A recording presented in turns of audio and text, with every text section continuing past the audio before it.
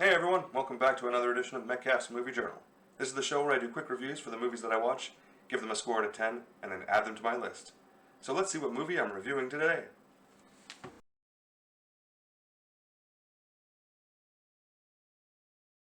On May 12th I watched The Color of Money, which came out in 1986.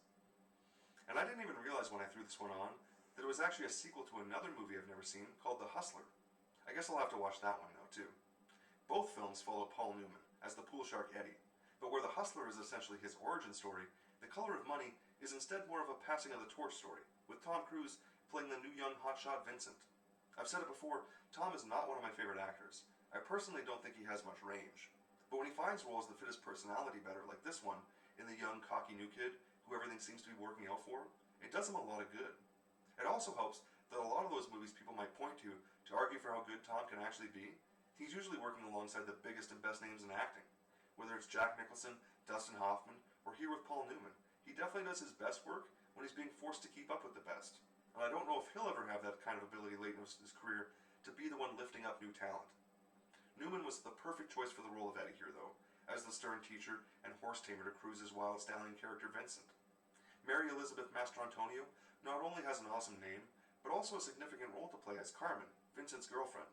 However, I would say her role again goes to show that Scorsese's biggest weakness has always been in his female characters. Don't get me wrong, I love his movies, with Goodfellas and The Departed, both getting that super rare perfect 10 out of 10 score from me. But The Departed barely has one female character who is entirely incidental, and Goodfellas and Casino, and this one, all portray women as simply vessels for emotional responses, and not much more. The female characters only really work as catalysts, or reasons for the men to go do the important stuff. It works fine enough for telling the story at hand, but especially with how things seem to be going in society nowadays, I think his female characters will definitely be the thing that ages the worst, and I hope it doesn't ever create any doubt about the fact that he's one of the greatest directors of all time. All that being said, Cruise and Newman were more than up to the task of carrying this one all on their own, and there was still room for an interesting as always performance by John Turturro as Julian, the first pool shark we see fall to Vincent.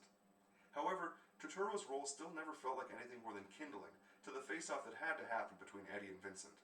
Early on, the story seemed destined to be the simple story of the old guy teaching the new kid how to become champion. But at some point, the old guy decides he's not ready to hang it up just yet, and the ultimate contest that decision would lead to would undoubtedly have to be epic. It was so built up that it couldn't even be properly contained by a standard tournament rules. It had to be an even cooler, backroom game, made so important that you knew by the time it was all built and built to, and the balls were racked, set, and cracked, the movie was over. The classic "we'll never know who won" ending. I sort of hate those, but it's still clearly a good movie. I ended up giving it a 5 out of 10, and it landed at number 726 on my list, putting it right here, in between Empire Records and the whole 9 yards. And as always, thanks for watching. Hey everyone, thanks for watching another edition of Metcalf's Movie Journal. Be sure to click like and subscribe for new videos every week, and if you have a movie that you really want me to watch, be sure to drop me a comment.